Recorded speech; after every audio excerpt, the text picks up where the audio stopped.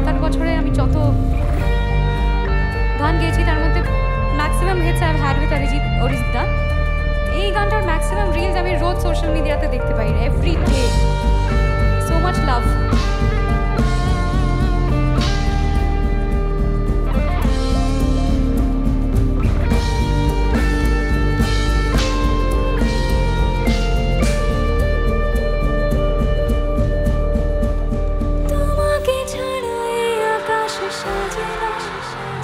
সহজে তো বাতাসে বাঁশি বাজে না, চলো না তোমাকে